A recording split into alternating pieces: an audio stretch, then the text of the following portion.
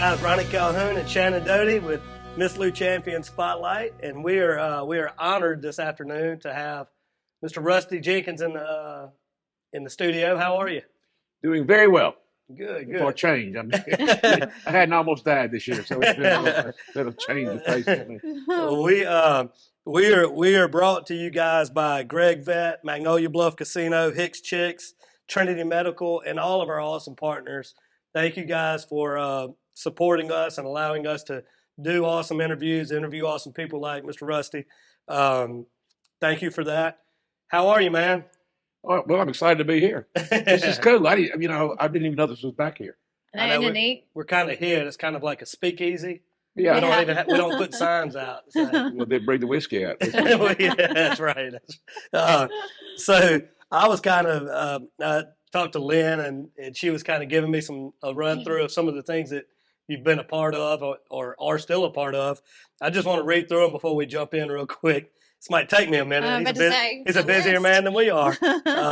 Angels on the Bluff, Natchez Little Theater, St. Jude, Crew of Phoenix, Dixie Youth Baseball, Swim Team, a deacon at the Presbyterian Church, president, Ole Miss Alumni Association, retired chancery judge, and now a tour guide.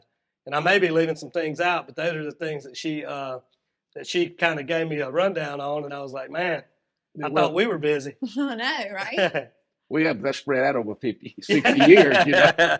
well, let's do this. Let's just kind of go back to the beginning, and we'll just kind of go chronologically through, and we'll just kind of hit whatever you want to hit. So let's start with, where did you grow up here in Natchez? Tell us a little bit about that. I was born here in the old sanatorium hospital, which was on Franklin Street. Franklin Street, okay. Yes, there's a parking lot there. Now, Miss Hattie Bauer owned that, and Miss Hattie would come, and she wore these. She was a nurse. She also owned the hospital, and she would wear these long evening gowns with gloves that came up to here. And I'm telling you, that woman you could be sick, and she could put her hand on your head, and you felt that. I don't know what it was, but Miss Hattie owned that, and I can remember that hospital so well because I think the operating room from the hall, there was a screen door there, and all the doctors smoked, and and my sisters were born there also. So, and Miss Hattie used to go to the horse races with my grandmother, my mother's mother. And Miss Hattie bet on every horse in the race. She never lost. Never lost. She always won a race. But yeah, I was and went to public schools here, and went to Carpenter number 2, and then Braden, Margaret Martin, and then out to high school. So all that's on Homachita. That was the school. Yeah, okay. Yeah. So really, the 3 schools you could throw a rock at all 3. That's right. You know, from each other. So that was pretty nice. And we were talking about Red Owens. We were. Red was one of my football coaches. Bob Deering was one. Albert Schilling was one. And then I got in high school, I had a guy I really didn't respect much. But nonetheless, those other guys I respected an awful lot. I mean, they were kind of like Jack Benson guys. You know, the football team jump off the bridge if you ask them to. So, that was a lot of fun. But, you know, played baseball and played football, but I swam. That was my deal. And I ran track at the exercise, but I started swimming when I was 9 competitively. And by the time I was 14, I was swimming 6 miles a day. Oh, wow. Wow. It's a lonely sport. You don't just stop and chat on the way. And my dad was president of the Recreation Council, so we would go out to Duncan Park, and I would swim 4 400-yard freestyles under time. I had to do it on a certain time. Come back, eat breakfast. That's about a mile. And then I would go to regular swim team practice, 10 or whatever it was, and I swim 2.5 miles. And then that afternoon, I swam 2.5 more, wearing tennis shoes and gloves a lot of the time. But I went all over the country. I mean, not the country. Went all the South to swim. I did Junior Olympics and all that business. So, is it true that you taught Michael Phelps how to swim? I did. Well, I used to be as tall as he is. Work at it. And it finally got to where short, stocky people just weren't going to win those races. You got to be tall and slender. Have a torso that long. Yeah. And an arm that could reach out here and knock his computer over. So, in the first, I swam against a guy from Texas, and he was abnormally tall and slender. I beat him Oh, like wow. about that much, and I guarantee the next year he'd beat me. So, but it was fun. I enjoyed the swimming thing. And I coached 2 years too, and then I was president of swim substation. So, my kids swam, my sister swam. So, and my poor parents couldn't go on any vacations because every weekend we were swimming. Y'all were doing something. Yeah, every weekend. And so summertime went by, and there we were. But it was fun. But yeah, I went to high school at it, where it's no longer the high school. But and that was fun because it was all glass. We thought that was the coolest thing in the world because you could see out the cotton field, you could see you. But we had I think we had something like 320 people in my graduating class because we were the baby boomers. Nice. Okay, yeah. Yeah. You know, I mean, I was born in 1949, and you know, a lot of guys didn't get home from the war till 46 or 47. So population increased. Yeah. And Everybody's happy to see each other. oh yeah, yeah, real happy. Look at Shannon turning red. No, I was like, oh, Richmond. So what type of student were you? About half-ass. You know, I was a decent student. I worked harder in law school than I did anywhere else, but Yeah. I made okay grades. You know, I wasn't a Kenneth Womack or a Jeff Landon or any of those guys. They were all like, you know, national merit scholars. I'm guessing you weren't the quietest kid in class. I was not. I was like the funniest guy in Natchez High School. But no, I had some really smart classmates, really smart classmates, and most of them ended up. I think one of them was a nuclear physicist, and of course Jeff was an ear, nose, and throat guy. I mean, the smart guys. And girls. I mean, we had some really bright people, but anyway, we had some really dumb ones too. It was 320 people. I mean, you know, so it was, but it was fun. Well, high school was a lot of fun back then. I didn't realize it, but and then you know, I naturally went to Ole Miss because my mother went there. See, the funny thing is, my dad played football at Mississippi State. Oh, really? Yeah. When Dad pointed out after the war, he walked on and made the team at Mississippi State and actually played. And then he came home and went to work. But yeah, so he wasn't real happy I was going to Ole Miss. Was it a similar rivalry back then? Has it always gone back that far? Oh yeah. You know, it goes way back because that's when they have all those damn cowbells. Oh yeah. And what happened? There was a game going on, and I think Ole Miss was winning, and this cow walked out with a bell, and the Bulldogs ended up winning it. So everybody that was it. And the cowbells. That's how it started. Yeah. I mean, well, you can think back. It's got to be a pretty good while back when a cow walked out on the football field. Yeah, that's true. Very good. Yeah, we had Mr. Tony Byrne in here a while back, and I think he played at Mississippi State too. I think he played basketball over there. He could play anything he wanted to. I heard he's a great athlete. He was, and they had all those guys: Clyde Adams, Mr. Foster, Fred Foster, Tony. Yeah, those guys were good. Yeah. They played everything. Yeah. See, I couldn't play basketball because I kept running into everybody else's kneecap. Kept getting black eye. But those guys, they played everything. Yeah. You know. So and they all ended up having a big influence on this community. They all came back. Sure, they did. Yeah. Well, Tony was mayor for longer than Moby Dick was alive. So, you know. So tell us a little bit about your decision to go. Actually, you know what? Since Shannon is in education, are there any high school teachers, before we get into the Ole Miss year, are there anybody from your high school years that you kind of remember having an impact? Lucy Ann Woods, Mrs. Matilda Jungling.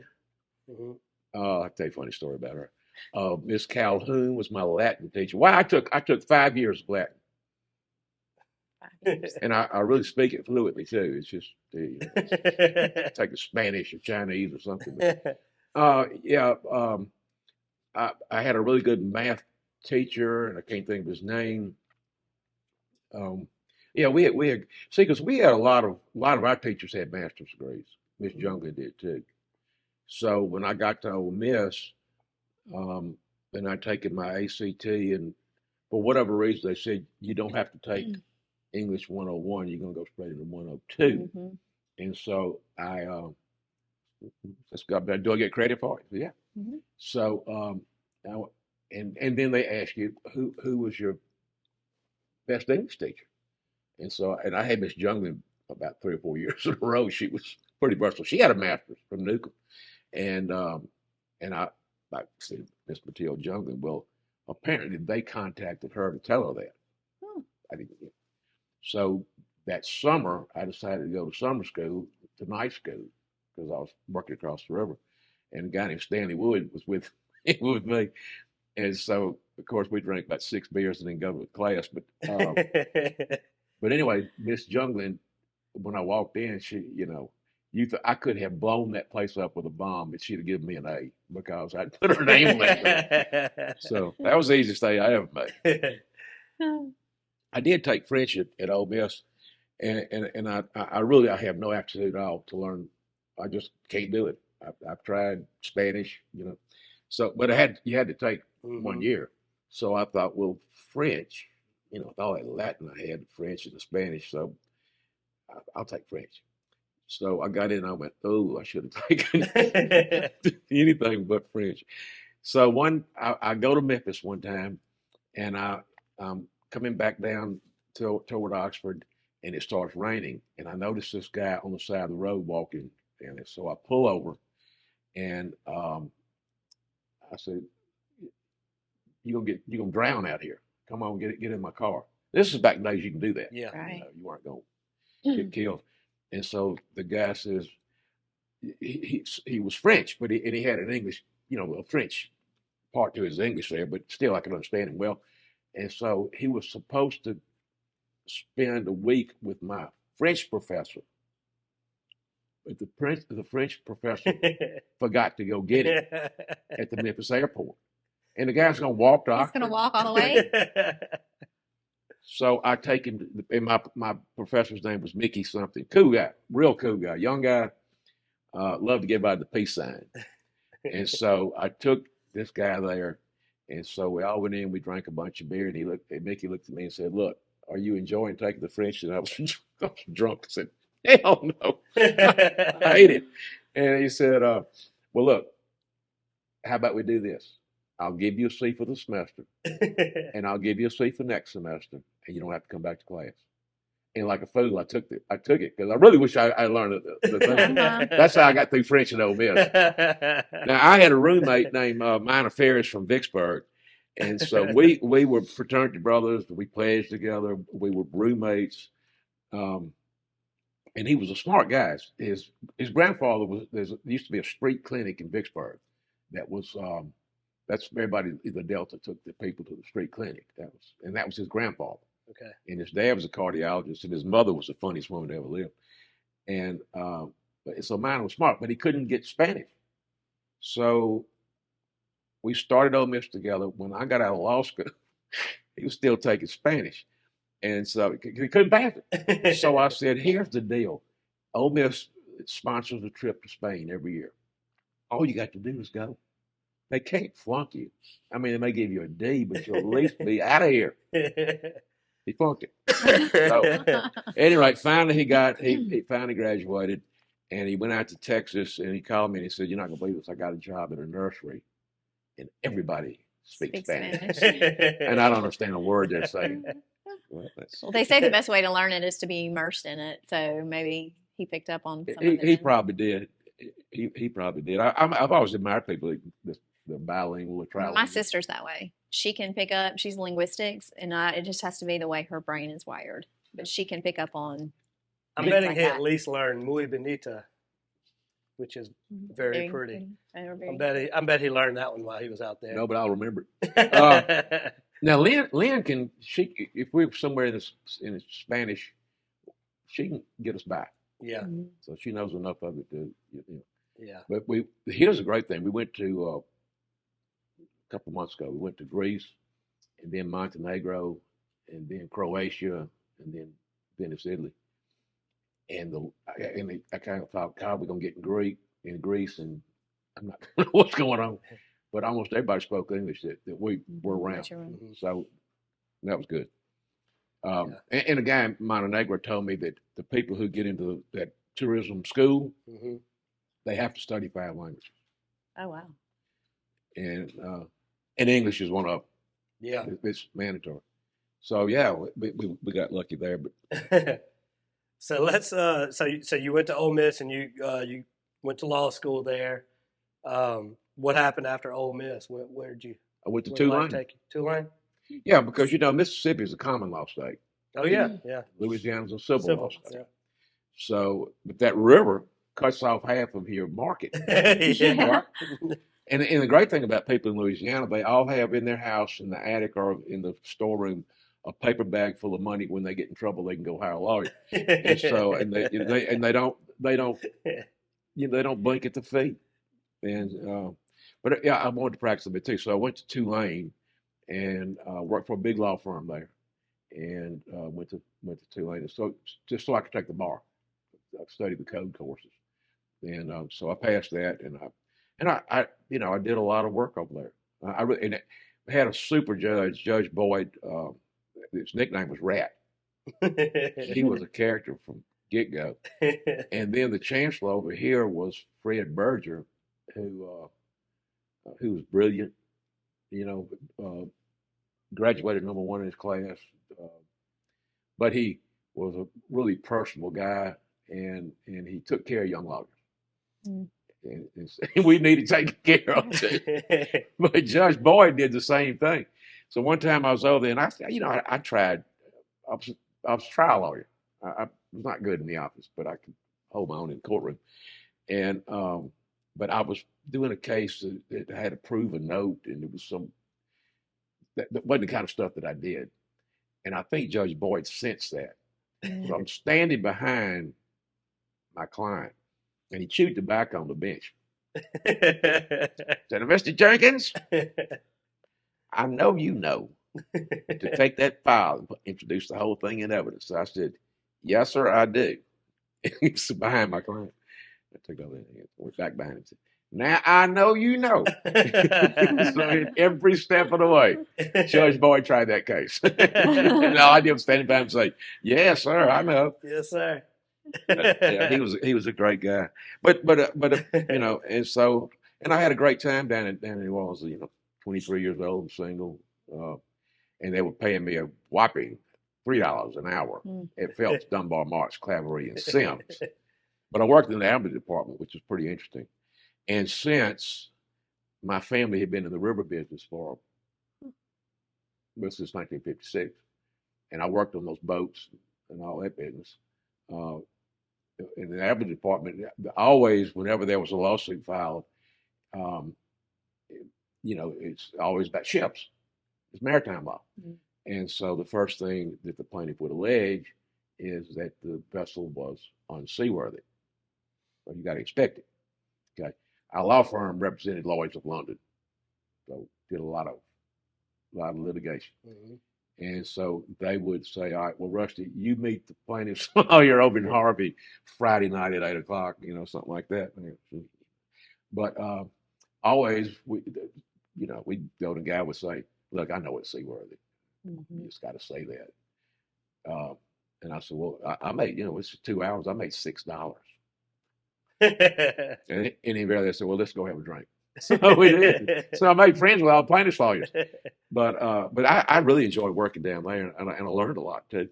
There were a lot of things that went on with, big ships would collide and people would die and the cargo would be in the river. And a lot of stuff went on with those guys. And I know that there are a lot of people that have both, but it's not probably that common that people have studied both laws, right? Or am I wrong? It wasn't too common back then. I think Gail Smith did it. Probably there were a couple of people, but now there I can think of 5, 6 lawyers that did it. Yeah. And it just makes sense to do, Mm-hmm. you know. And the thing is, if you get to the same spot, you just kind of take a different route to get there. Yeah. So, Louisiana never does things quite like everybody else. no, I'm going especially Concordia Parish. I say that as a Louisiana boy. So. Yeah. Well, no, they don't even have a county. They got a parish. They started out wrong. But I like being over there. I did. And I so practiced in Tensas Parish. I practiced law in federal court in Alexandria, Catahoula Parish. And so, yeah, kind of got around up there a little bit, especially criminal defense work. Mm-hmm. So how long were you in New Orleans? I stayed there about a year. I came back here in 1974, and I had taken the bar exam. And I'm going to tell you something. It's 3 days, but it's Monday, Wednesday, and Friday, and it starts around 8, and you get through at 5. You steady test that whole time. And by Friday afternoon, when everybody got out, we all looked at each other and said, I don't really give a damn. I'm passing. Glad to be done. I'm glad to be done. They could come cut my toes off. I'm not going back in there. So yeah, that was an ordeal, and came back up here, and I was living out in the country, and we had a good time back then. We lived where Chuck Bearden lives, and Simmons Hicks and Henry Watson. And Party Central. We had a good time out there, but then you get married and you got to move back in town. Mm-hmm. So now you're back in Natchez. Like at this point, you've been in New Orleans a year. You're back in Natchez. Yeah. Are you practicing here? Like you're practicing. What happened then as far as your career goes? Well, I rented a little office on Wall Street, and it was just my office and a little office for a secretary. And it was a thing about law school that really kind of ticked me off. All law schools, I think all, but the vast majority, you read a case. I mean, you read the entire case and you brief it, and then you discuss it in class.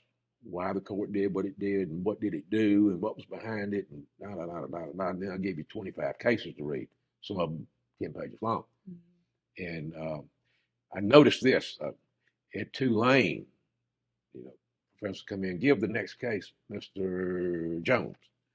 I'm not prepared, sir. Okay? Mr. Smith, not prepared. Mr. Jackson, not prepared. And I'm thinking, you guys would not have lasted 10 minutes at Ole Miss, because one time we had a guy named Harry Case, was a fine professor. He was really good. And he called on a guy, and the guy said, I haven't read the case. Mm-hmm. Now, those classes were an hour and 20 minutes or something like that. We were 5 minutes into class. So he told the guy to stand up. And for the next hour and 15 minutes, he chewed him out. I didn't think people could do that. I don't think the man took 2 breaths the entire time he did it. And this guy was red-faced, and he got white-faced. and he goes, like in law school, you're not going to look up. You don't make eye contact with anybody. And I thought, well, it ain't going to happen to me. Because if I hadn't read it, I just will not go to class. It's like all the emotions at one time. Yeah. Oh. And so one time I had a little bout with the flu, and so I didn't really study, but I decided to go to class anyway. I thought, what are the odds? Mr. Jenkins, would you give the next case? Here's where the odds get crazy. There was another Mr. Jenkins in the class, and he got up and gave the case. I thought I was sweating with that flu. You looked at him and said, I think I'll let you take this. That's when you knew you were living right at that moment. Oh, goodness. Yeah, but I enjoyed law school. Had some really good professors, and but here was the thing they don't teach you. They teach you all that, the theory of the law. They don't say, well, now when you go in the courthouse and you're going to file a divorce, go into the chancery clerk's office and take a check for $50. I mean, and here's what the next thing you do is, and the next thing you file is, they teach you anything. Here's how you do an adoption. Here's what you say in your petition, and here's what you got to file along with it. Here's how you do an emancipation. Here's, so you don't know any of that. You don't know the how-tos. Okay. And you got to kind of learn that on your own. That was the thing about it. It's just like the kids go to college, and they 4 years of school, and they get out, and they get married, and they have a baby. They got no earthly idea what to do. At least I didn't. I mean, when Phyllis Jenkins came home the first night, he hiccuped, and I called Dr. Calhoun at midnight, and he says, he's fine. He said, do you have any vodka at your house? And I said, yeah. He said, go make yourself about 9 vodka and tonics and go to bed. But don't call me back. So I said, okay, but it says, prepare for life. I mean, all the little things you got to learn, balance your checkbook, all those little things that you got to be able to do. Yeah. And you do it by trial and error and hit and miss, and you screw up half of it. But that was the one thing I didn't like about law school, was when I got here, I didn't have any practical knowledge. Yeah. And it's the same thing I talk every lawyer I talk to. Yeah. Well, now, I had maybe a little bit of advantage over some people because I did work for a law firm. And so that internship, see, that's where the magic happens. The internship. When you put it all together, the so, experience on top of the education. Yeah, I did a lot of discovery and all that. I answered a lot of discovery. And so I mean, I had a little advantage there, but still, that was over in Louisiana. It was just about Mississippi. So it was different. But and I want to tell you something. Practice law used to be a lot of fun. It really was a lot of fun. Because I hear that about a lot of professions. It used to be a lot of fun. Yeah, well, that's true too. but you filed a lawsuit, filed an answer, maybe even a counterclaim. Then you answered that. You exchanged some information. You went to trial. Trial lasted usually not very long, or you settled it. If you had a good judge, Virgil was good at settling cases. But now it's just, if you file anything, you got to file a form with it. You got to do this, and you got to do this with the Supreme Court. It got to be a paper nightmare. Yeah, it's no fun.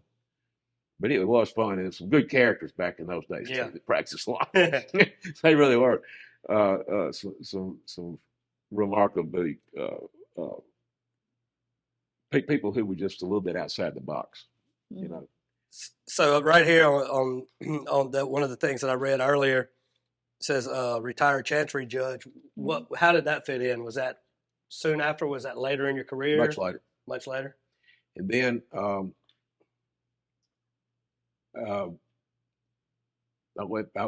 got into the garbage collection business. Before the judge? No, after. After. Okay, I'm sorry. Okay. So we got into the Jerry Winters and I did. Ain't a bad business to be in, I can tell you. And we did that for a couple of years, and we were killing waste management. Those little guys. But we got the Adams County contract. We underbid them on that, and we underbid them on the Claiborne County contract, and we got that, and then so they ended up buying us out. But in the meantime, what we did, we serviced Mississippi River Corporation. In Mississippi River Corporation, that's a paper recycling plant. So they have a waste product because they got to get the ink out of the paper. And if you go in their warehouse, let's say Stouffer got something wrong on one of their cartons. Every carton was the same wrong on it. So they had 300,000 cartons. They would either give or sell to the MRC. They got to get all that ink out. So the ink comes out and it's a wet paper. They call it sludge, but it's just wet paper and kind of gray. So you had to landfill it. So we built the landfill. Didn't know the first thing about it. And that's before you could Google it, huh? How to build a landfill. So we did go to a seminar out in Dallas to try to learn a little something about it. And so we built the first cell and started taking that for them and did that until they went out of business. Don't you just pile a bunch of stuff up and then put dirt on top of it? Is that? Well, actually, you dig about $1 million hole, and then I think the first one didn't cost that much. I think the last one built was right at $1 million. Yeah. And you put it in there, then you cover it up with dirt. But I'm gonna tell you something. That was, we worked from 7 in the morning till when we finished, and sometime it was 7 at night. Yeah. And the first year we got off July the 4th and Christmas Day, and we worked every day. Yeah, because the trash doesn't go anywhere. I mean, or the no, they didn't shut down. If they don't shut down, you can't shut down. So we had a system where we got, Jerry would take one weekend out there, and Kerry that worked for us take one weekend out on the bulldozer. So I had to learn how to run a bulldozer and a backhoe and a front end loader, which was fun. I mean, to a degree. Well, our bulldozer was air conditioned, and I had satellite radio. So if it was a Saturday and football was on, because you could get 900 games on the Sirius radio, I could be out there all day listening to football. Yeah. So, but that was pretty good business until MRC went out of business, and then it wasn't fun at all. But it was. But here was the thing that was so great about it, because you would get caught up, and everything was pushed into so the trucks had to go all the way from, this was way out on Highway 84, go all the way in, get it's going to be 3 hours before you have 4 loads to push. There were a whole bunch of lakes out there, and I mean really good lakes. And so go fish for 3 or 4 hours. I was about to say. There's a story there. Oh, yeah. And so when we were building the first cell, we had 2 giant backhoes and all these articulated trucks, the whole front end moves when they turn. It doesn't, the tires don't do this. And they can carry like 35 tons or something. This big truck. And so when the hose break down, that's it. Send everybody home because nothing's moving. And the mechanic was in Vicksburg. So Jerry said, we both got a rods and reels. Let's go throw a little bit. So we get into this, and you see these bottoms are all clay. So the water was gin clear. I mean, you could see way down there. Mm. And so I paddled around. I said, you want to go to the right or left? He said, I don't know. I threw out there, and I had a Bill Dance little top water bait. And this fish hit that thing, and Jerry said, is it a good one? I said, I think so. And at that minute, she came out of the water, and I was just stupefied. It was this big. And it started coming at me, and I couldn't reel fast enough, Then it went down into there was a tree down there, and I could see the line, so I just moved it off that one, moved it off that one, got it off that one, because I want to get my bait back. And the fish had swallowed it all the way down into its gullet and couldn't shake it. Oh. And so I pulled in the first cast, 10 pounds, 8-ounce bass. Oh, my. Nice. Yeah, so I had it mounted. But my wife won't let me put it on the wall. Did you get your bait back after? I couldn't even get the bait out. But so we got to do a lot of fishing out there. And then, then my kids were really involved in Trinity. And so Trinity was sort of my hobby back then, and Jerry's too. I mean, his son Hicks and my son Dunbar are the same age. Mm-hmm. So Jerry and I coached AY with Dixie Youth Baseball. Okay. And they were our 2 sons on the same team. And then we got into AYA sports. And so Jerry was a good basketball player. And I can't even dribble with my left hand. So, I mean, and so I said, you take basketball, I'll take football, and we'll do baseball together. So he calls me and he said, I've got 5 teams. I can't do it. So I had to, but it was fun. So we coached all that stuff. We coached baseball from, with Phillips. My oldest son was in T-ball till Dunbar was like 14. And then Hicks and Dunbar were playing for Trinity's varsity when they were in 8th grade. They were good baseball players. Mm-hmm. And so hung it up. They had real coaches. Yeah. And then, we'd go out there, Jerry and I would line the field, and I was the Booster Club president. We raised money. See, I think that's when when we were talking earlier, that's when in my adult life that I became, because when I first started teaching, Phillips was a senior out at Trinity. Yeah. So we were talking about Red Owens, and then he hired me, I think that November when I was finishing up my student teaching, and they split the 1st grade classroom. So I came out there in November, and that's when Phillips was a senior. And so that's why I helped out with Shearer, the junior high that year, and then helped with high school a little bit with Jackie Ezo. Oh, Jackie. And so she was my mentor kind of, and then the rest is history. But that's when I first became knowledgeable of you guys and all of that their senior year, because that was a good senior class. I think Doug Jordan was in that class. But that was a good. Yeah, that was a good. They were strong. They were athletes. They were good. But Phyllis's graduating class, I don't think they were like 13 or 14. Yeah, it was small. 17 maybe. I remember that year we didn't have enough people on the football team to scrimmage. I think we had 12 or 13 people on Barely the had team enough to to make an even take the offense. field, Yeah. And then Phillips ended up breaking his leg. Mhm. So that put us down. We almost, so that's why a lot of these small private schools went to that 7-man football Yeah. deal. And, and that's something they could do. But it was tough. And then if we had to play somebody like, some of these bigger schools, Centerville, Mhm. who had 50 people on the team, and a real good coach. And so it was just, You might, if you get an injury, you might have to borrow one of their players to finish the game. yeah, and hope to get a good one too. Don't give me a poor one. But those was. Then see, Dunbar came along, and we had probably 25 or 30 guys on the football team, and they went to the playoffs, and they had a pretty good season. Yep.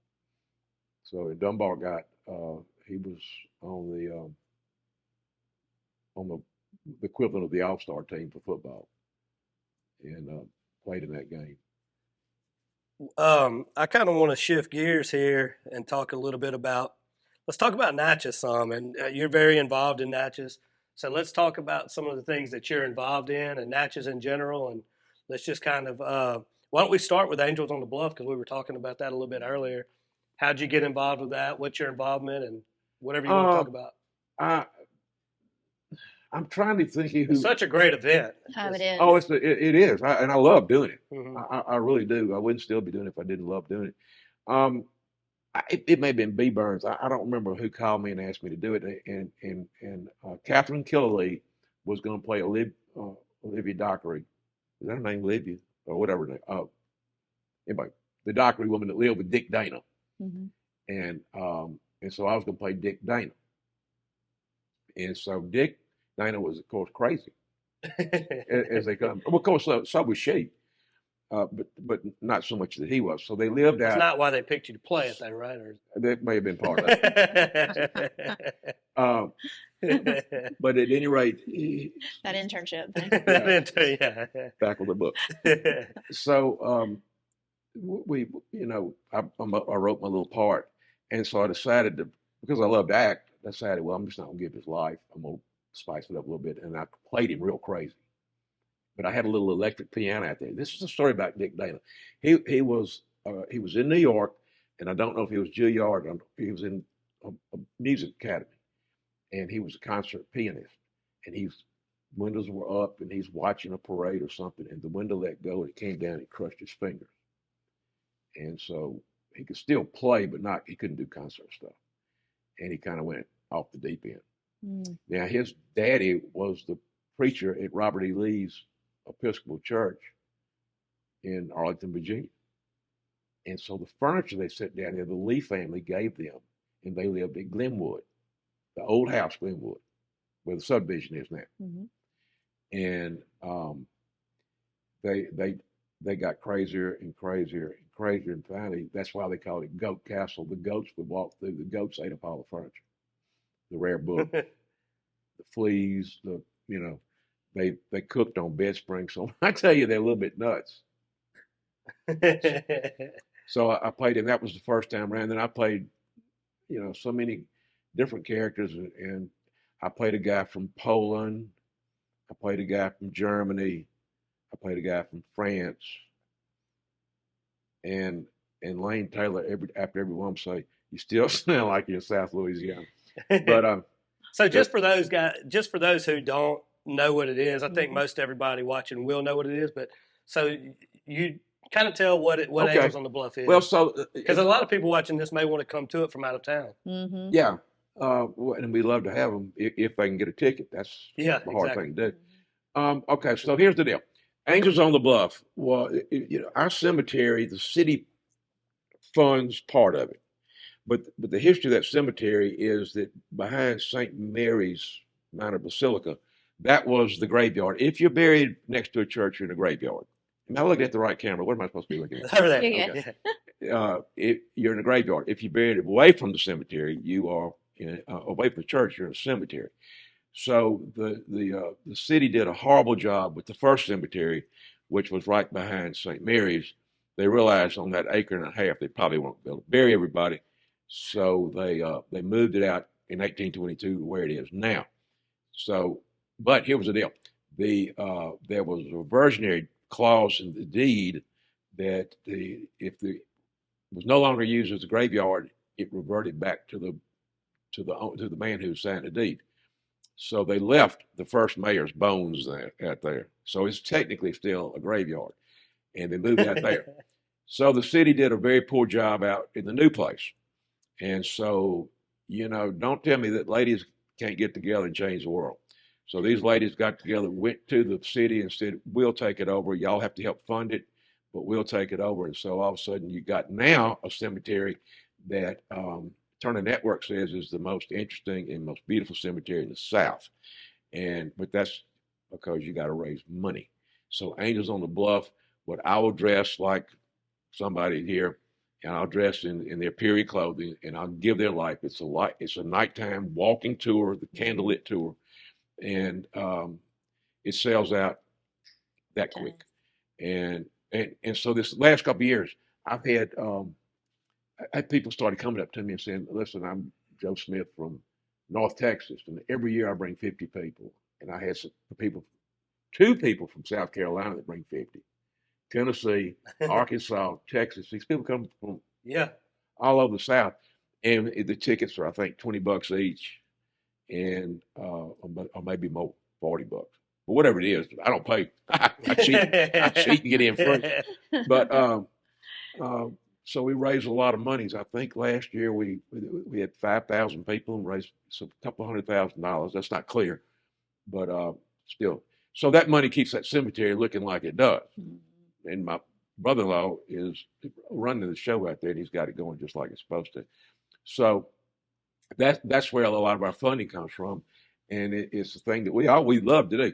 The only problem with it is it has to be after daylight savings time because it's a nighttime tour. Oh, so that's in November. Sense.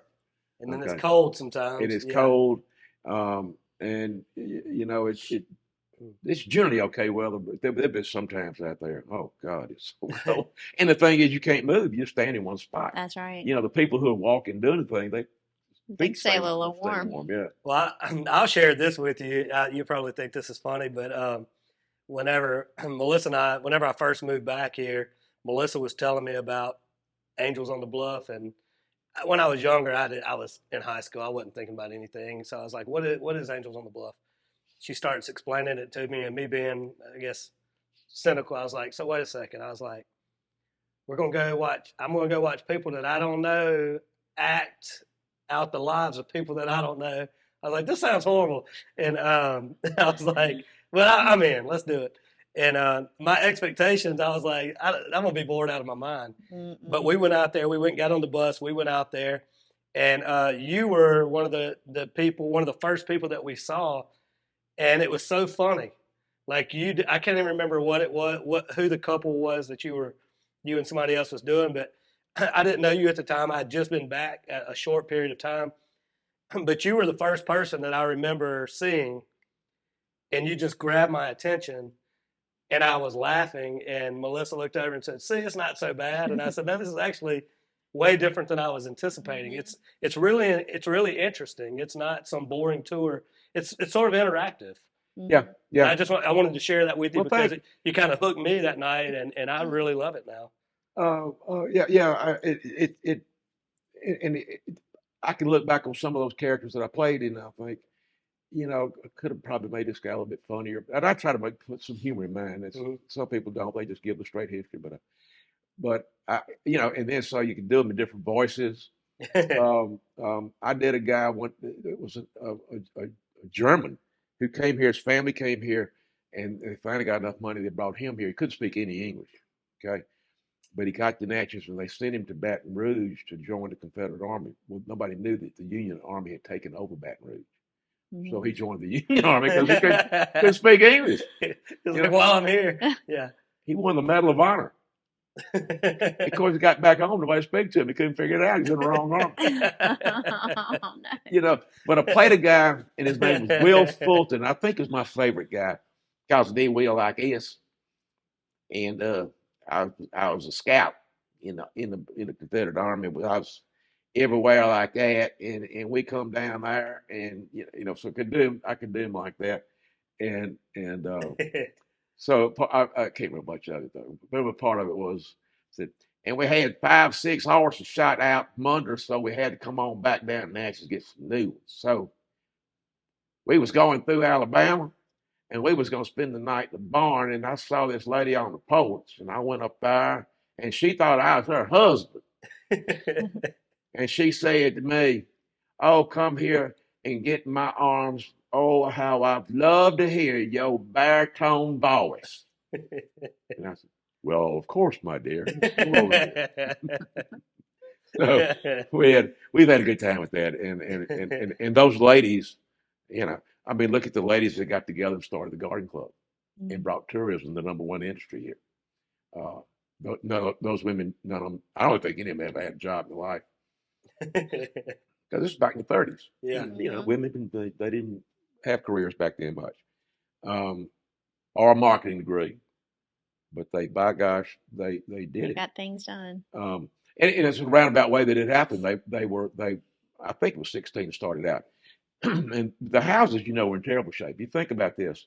You had the booming years, the 1840s, 50s, and then you had the war, and then you had Reconstruction, which actually worked in Natchez and Charleston. It didn't work much anywhere else, but it worked here. And then right when you think things are starting to improve again, the boll weevil comes. It's about 1907, 1908. Well, and then World War One, and then you get to live through the Great Depression. So in the early 1930s, these houses were not in good shape. But the gardens were. The gardens were in very good shape. So they formed a garden club, invited all these garden clubs in Mississippi to come see their gardens, and just a little bit before everybody got here, they had a hard freeze that killed everything. Oh my goodness. So they had to open houses up, and it went over like you wouldn't believe. So those ladies, Catherine Miller principally, started taking slideshows and going to the Rotary Club in Jackson, going to in Shreveport, all around New Orleans, and then started having that. And I can remember back when I was 10 years old or so, because my grandmother, well, that was my mother had the house in, but my grandmother had a house called Hawthorne, and it was on tour during March. And all the ladies put on their hoop skirts and do all that. Well, it was nothing for us to have 800 people come through there in the morning. Yeah, that's a lot of people. That's a lot of people. And the record was 1,200 people in one 3.5 hour morning. So now, if you're lucky, if you get 30. So that's how it started, though. That's how it started. Interesting. And the houses weren't, and that's interesting to me, because I just assumed that these houses have always been magnificent and beautiful and kept up and all of that. My grandfather bought Hawthorne in 1938, and it was there are pictures of it. It was in terrible shape, but he was in a lumber business, so he could put new lumber in there. Dunleith was always in good shape because everybody that ever owned it had a lot of money. But a lot of people in their families just didn't have the funds to go. And those houses, you never stop restoring them. Right. You never stop. Even the regular houses around here, you just always it's just a rotating list of to-dos. Yeah. But you've got plaster walls, and you got and nobody knows how to do plaster like they did back then 150 years ago. Right. So it's but those ladies made tourism what it is, and so they went and took over the cemetery, and it's the same thing now, and it's nothing but ladies, and they to this day. Is that the same group that? No, it's not the same group. Some of the same. Okay. But they sort of evolved over the years. The people. Yeah, well, you got my sister Stella, Catherine Rackley, Pokey O'Byrne, Shields Godfrey. Shields Brown. A lot of people like that. They do both. They're just very civic minded, and so they give the time to do all that, and they're good at it. That's the other thing, because you can be there and not really be good at it. You're not helping anybody much. But all the things that that I done it. I think maybe St. Jude was the thing that Yeah, tell us a little bit about that and your involvement. My wife Lynn had when she was assistant general manager at Dunley, okay, and Milan Parks was there too, and so they would do a St. Jude's dinner, and I may have gone. It was the one where the Ikes were there. Julia Ike had been in St. Jude's with leukemia and was cured. So, but what they would do is they had a silent auction down the pub, and then they had the meal up, you know. And so my son Dunbar and Anna, his wife Anastasia, were here, and so we went, and you paid a pretty good little fee for a meal, and but you got plenty of wine. I drank all of it they give me, and so that's back the time I was married to Beverly, and I said, you just don't make money on a silent auction, you just don't. So they but I'd had a pretty good snoot full of wine, so I think I see where this is they going. came up with this silver platter that nobody bid anything on, and they said, well, look, and it was not like that, and they said, can we just get $10 for it? Nobody bid on it. I got up. I said, give me the damn thing. I said, here's what we're going to do. I'm going to bid this thing off. And if you get it, you don't get it. You get to put your name on it and the year. And then we're going to bid it off again next year and the next year. And when Julia turns 18, we're going to give it to her. So it went for $800 that night. Oh, wow. The last time I did that with that thing, I think we got $20,000 for it. Golly. So we probably with that, we started getting into, you had people like Bob Cannon and Mac Pate and people who would put up a bunch of money for it. And then one year, everybody there was 65 people. We all put up $100. That's $6,500. Then the Jordans matched it. And then I think Mac threw into a couple of $1,000. I mean, so we were probably averaging around 10,000. I don't know, but that platter probably raised 150 grand. So what you're telling me is I need to drink more wine and I have better ideas. Yeah. Is that what I'm hearing? To benefit people. That's the only good idea I've ever had when I was drinking. Most of the rest of them horrible. We're not going to spotlight the horrible. But that was a thing that that's really cool. And after I really started kind of researching St. Jude and all the things they do, the data bank they have, that they could charge a fortune for. I know. They give it away.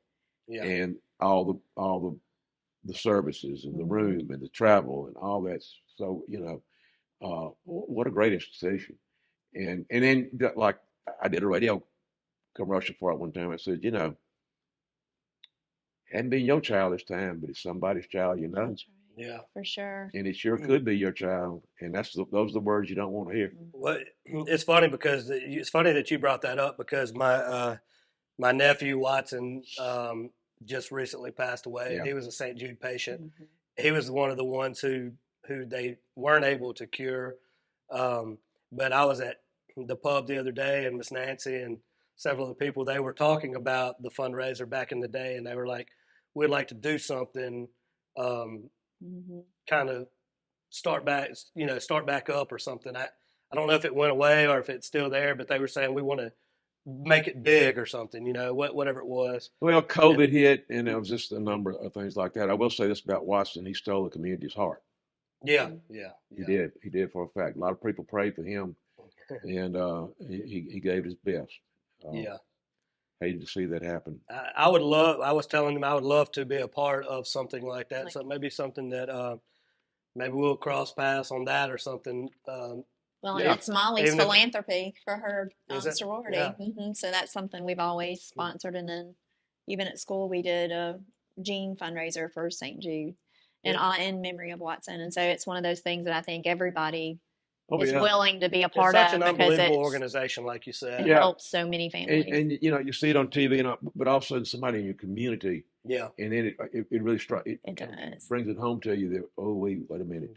And the you know, the unfortunate thing is they couldn't help him, but the things that they have done medically, and the milestones that they passed are just incredible. Well, the hope is that they can, you know, there'll be other Watsons that come in the future, and the hope is they can give them, each one has a better opportunity at success, and that's the goal. You see, and here's another thing. When so they do so much as genetic work and the data banks and all that stuff, because it's a research hospital. They learn something from Watson. Yeah, no doubt about it. And so, I mean, you know, here we identified this, and that's the first thing I do. And so I can tell you, Watson will end up helping save some child's life down the road. It's going to happen. No doubt about it. No doubt. Sure will. We've still got a few minutes left. I know you're a busy man. We've got a few minutes left. What about? I know you're involved in Natchez Little Theater, right? Yeah, not like I used to be, but I love doing it. I did a play a couple of years ago. Daddy's Dying. Who's Got the Wheel? About the same guy that wrote Sordid Lives, Dale, whatever the hell his name is. But it was a funny play, and I, of course, who played old Daddy would be. But I hadn't done a play in a couple of years, and I'm gonna get back into doing it. But yeah, I started out. Lynn Mann, I think it was Gina Martin maybe said, you need to come down and do Southern Exposure. Now, Southern Exposure, they don't do anymore, but that was a play that got him. Owen Crump wrote. Owen Crump did a lot of really successful television writing. Okay. But he had come to the Natchez pilgrimage. Southern Exposure is a satire written in the 50s. I remember. Yeah, about the Natchez pilgrimage. And it actually made it to Broadway. And oh, goodness. It would last about 18 minutes, but nonetheless, it made it there. And so we did it here, and they didn't charge any royalty. Well, they shouldn't have. I mean, you know, now they do, so we quit doing it. But but it ran for, I did it for 23 years. And so sometimes, you know, when I first started them, I went down to Red for it, and I got the part of the banker, Avery B. Randall, the fifth. And the reason he got to be the fifth is because I was introducing myself on stage, and I said, I'm Avery Beauregard Randall, and I looked down, there was a Scotch bottle there, and I said, the fifth. But I got that role, and so there were three casts, and we had like 24 performances, and back then, you know, they'd pack them in because all these tourists would be here, and so then we went to 2 casts, and so I'd do it 12 times. Then a bunch of years we had 1 cast, and it was me, and I was doing 24 a year, and then a lot of other plays, you know. So I've probably been on that stage down there 300 or 400 times, and enjoyed every single minute of it. I had, and I'll tell you, it's a different thing about that, because when it's sort of like being on a football team, a baseball team, or whatever. You bond, and you don't want to. I don't want to let her down, and I don't want to let you down by not knowing my lines and not being able to project, and people hear me in the, you know, you don't want to let your people down because you're putting a lot of work, and you know. Right. But I could watch these young people. This was the coolest thing. Watch these young people come in there, and they couldn't even look, you know, they're so shy they couldn't really look you in the eye. But they could get on that stage and. Yeah. And I mean, I've watched so many of them. It was incredible. You know, if you had if you have a really shy child that you might want to try going to the summer workshop at the Natchez Little Theater, get them involved, you will not believe what it will do for their self-confidence. I agree. Did you ever do that with your daughter? No, Molly did. She did ballet with Mignon, so that was her thing. Okay, and that helped her bring her out of her. Yeah, you know, she's swimming. I used to be very shy, but swimming brought me out of it. Yeah, I've never been shy. Well, that's because you're too good looking to drink. Well, no, that's not true. But I have not. I don't think I've ever been shy. Yeah, but both of my children are. I think the Natchez Little Theater would be something I would be interested in. I've never thought about it, but the more we did a little segment over there a little while back.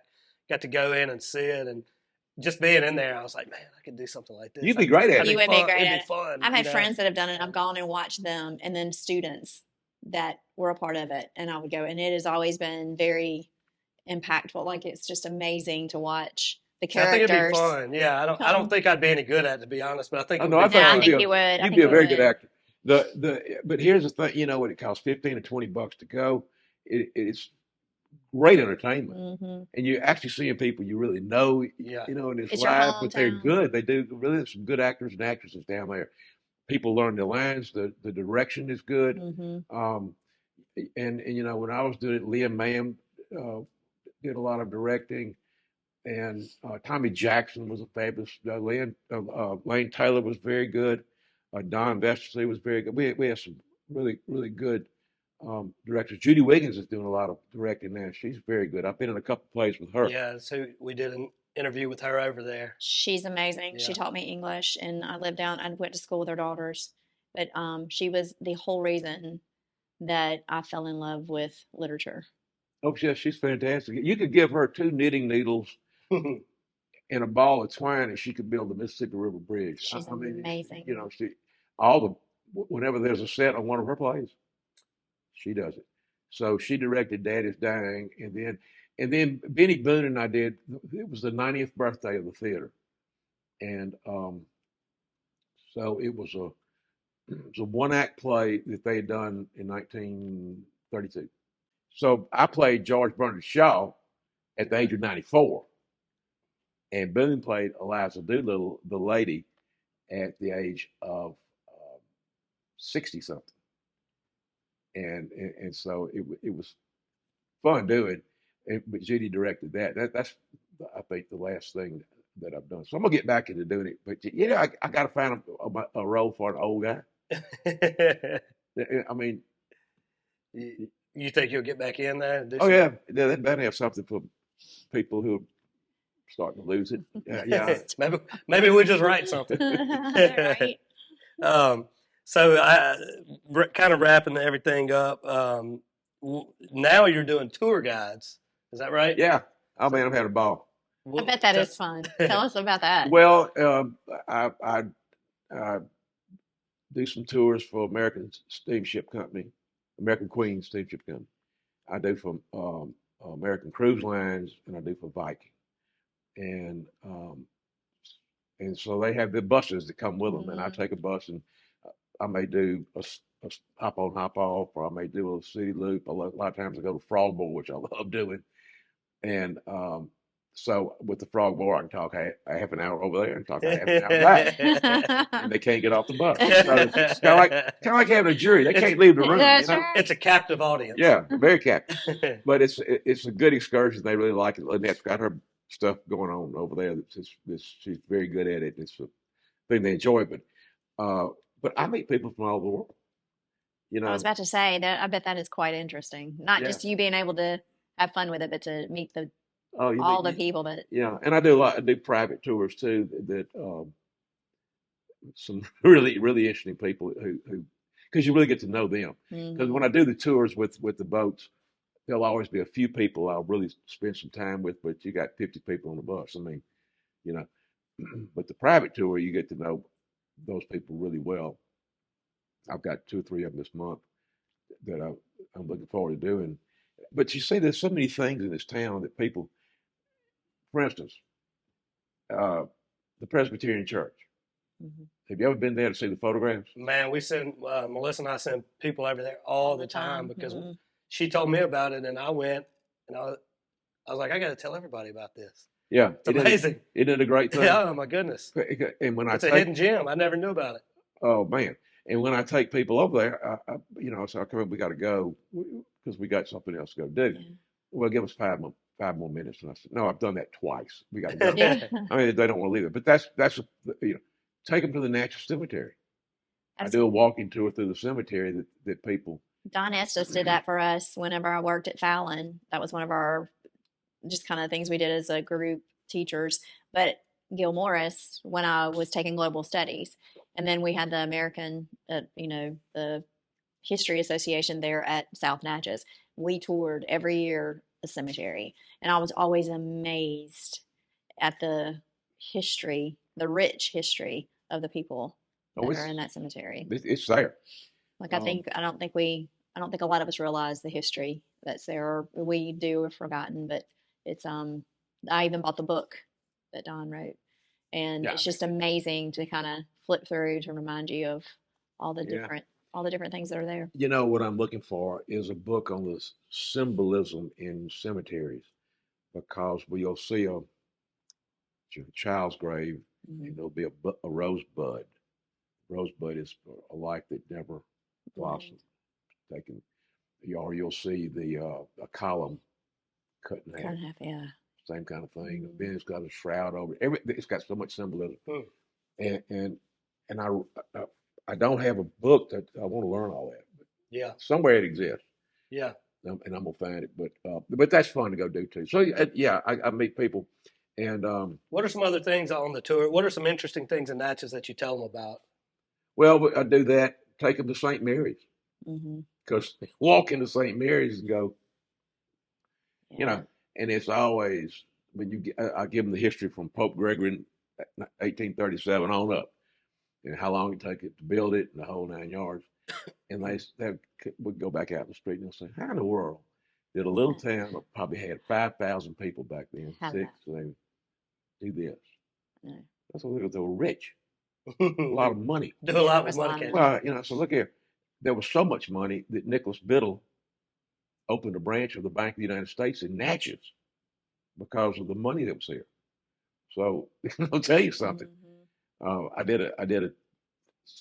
was doing a tour at Stanton Hall one time. Had a group. A guy got me aside. He said, "Look, I've been coming to Natchez for 48 years. I got really interested in Dr. Howard Nutt, and I'm an economist. So I made it a project." He said, "It took me a long time and a lot of work, but I pretty much got it figured about what he'd be worth today." And it's about 4 years ago. And I said, "Really, how much?" $9 billion. Oh, wow. And he wasn't the largest cotton planter. So I'm saying that's that much money. And so, they could build anything they wanted to. Yeah, for sure. But so we're on a tour bus one time, and I'm Presbyterian. So the lady said, "Now that's the Minor Basilica." I said, "Yes, ma'am." And what do you say? "Well, if that's the Minor Basilica, where are the major basilicas?" And I said, "Hell, I'm Presbyterian. I have no idea where they are."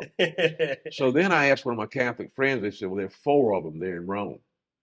And so for years, and I actually went to 4 of them in Rome, and they're big. Yeah. I mean, they're big, but they're not as pretty as St. Mary's. Yeah, I've heard that. I've heard people say that same thing. Yeah. Only basilica in the state of Mississippi, right? It's the only church that was built as a cathedral, and it's the only church there that this is a minor basilica. But at any rate, I told people for years, 4 in Rome. So then I go to Barcelona, and I go into the Basilica della Sagrada Familia. That is maybe bigger than anything in Italy. It's just massive. And then we were in Venice, Italy. We go to St. Mark's, the Basilica. There are like 53 of them all around the world. There's one in St. Louis, Missouri. Okay. So I've been telling people completely wrong for a long time. But I'm just telling you, they walk in there, and most of those people have been to these places in Italy, to Rome, to Florence, or Venice, and they just can't believe it. And I tell them, I said, "Look, used to always come, my a good buddy named Brian Campbell in 76, they're Catholics, so I would go to midnight mass with them." Don't remember any of them, but we went to midnight mass. And at any rate, so I tell people, so people come in a little bit drinking. I think they moved it up to 8 o'clock. But I said, "No, we do something y'all don't do." And I thought, "Okay, where you from?" "You don't do this." "Well, what?"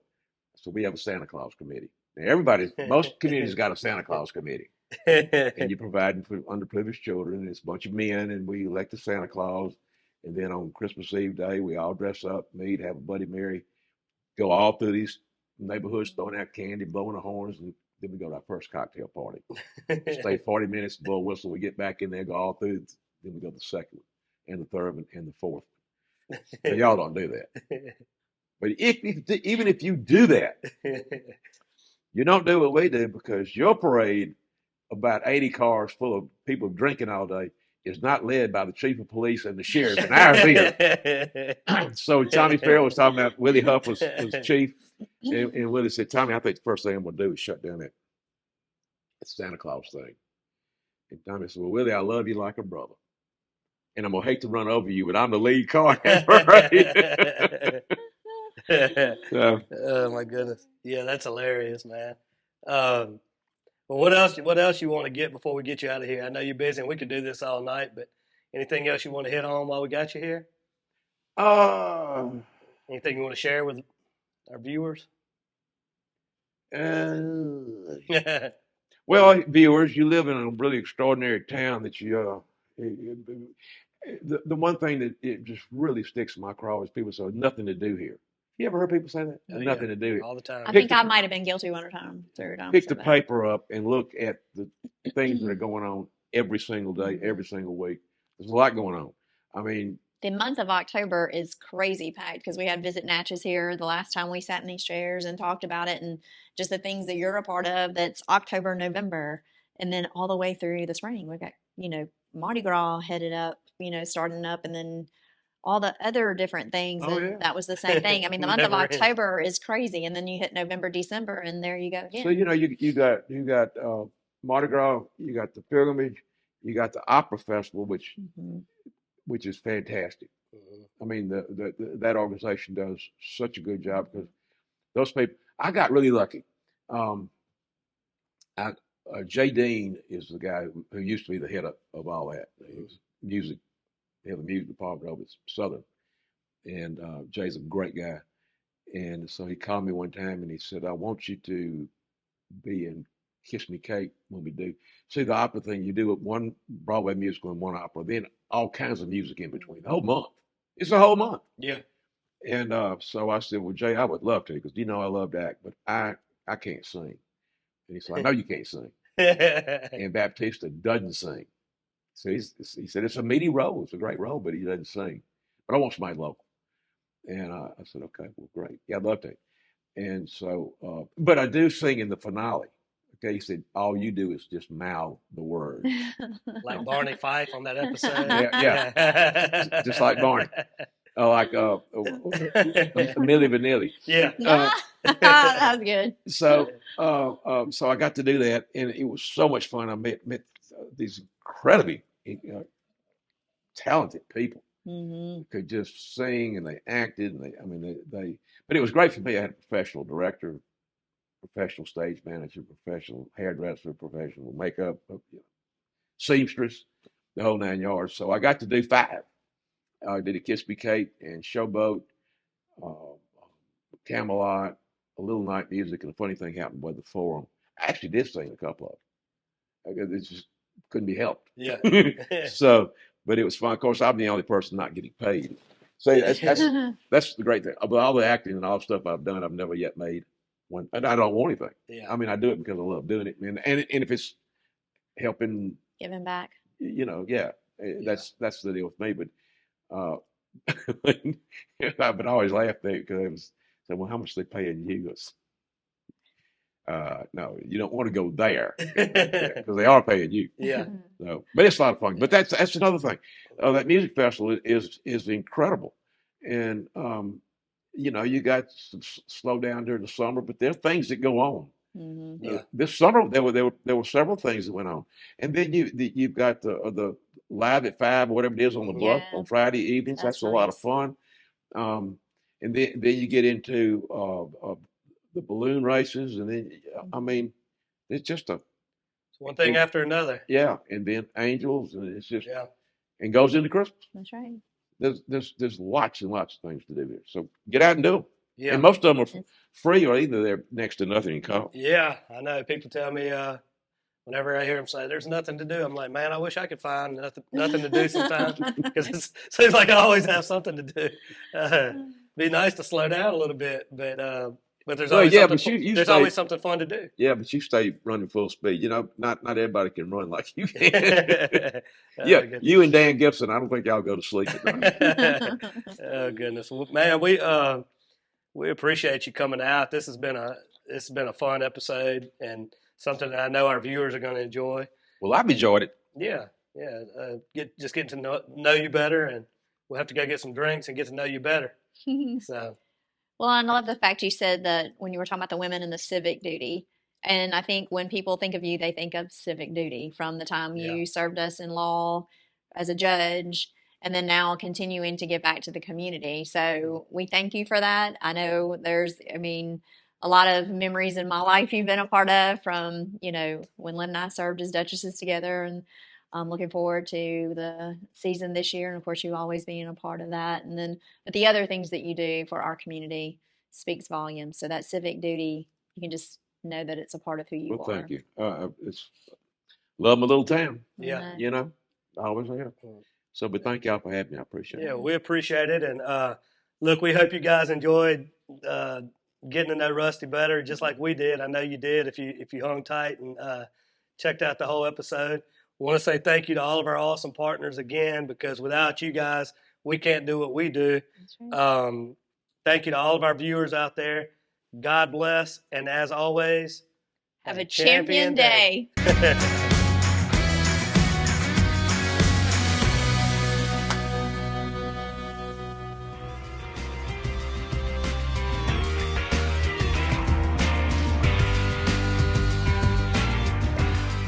Hey guys, Ronnie Calhoun here with Miss Lou Champion Spotlight. I want to tell you about our awesome partners, J.E. Hicks Distributing Company, also known as Hicks Chiks.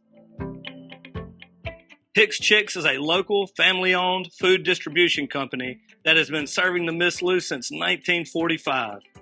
You already know they serve all of your favorite restaurants, but did you know they are also open to the public? Hicks has a variety of food products, including delicious heat and eat options like chicken and dumplings, white bean chicken chili, lasagna, and gumbo. They also carry a wide variety of seafood options like shrimp, crabs, tuna steaks, salmon, and catfish. And don't forget about their famous TNT burgers that are already pattied up for you and their amazing dessert options. So go see the awesome team at Hicks Chiks at 1380 Martin Luther King Jr. Drive in Natchez. Hicks Chiks, way more than just chicken.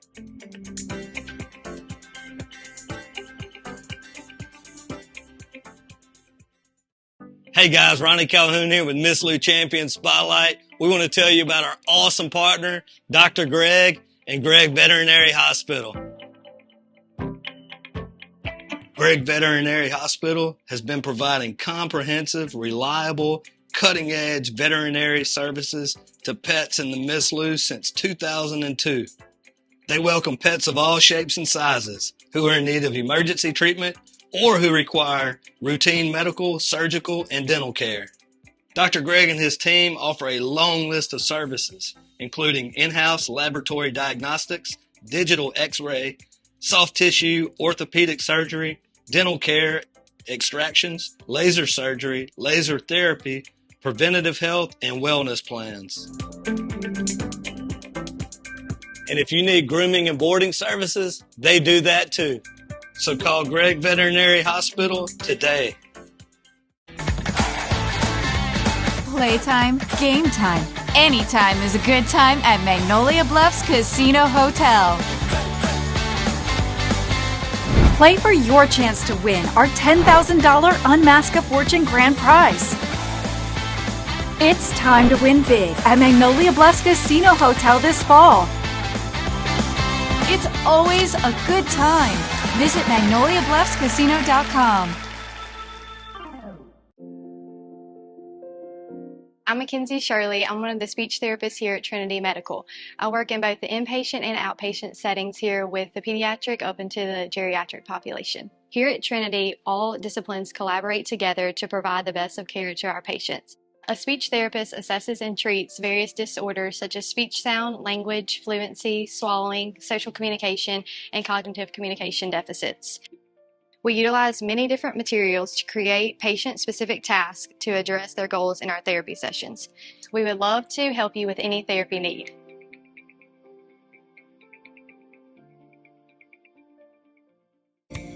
Hi, it's Shannon with Miss Lou Champion Spotlight. If you like what we're doing, be sure to follow, like, share, and even comment on all our content. Also, visit MissLouChampions.com to sign up for our newsletter and to receive other information, as well as the opportunity to receive some awesome prizes. Thank you, Miss Lou, for your continued support, and as always, have a champion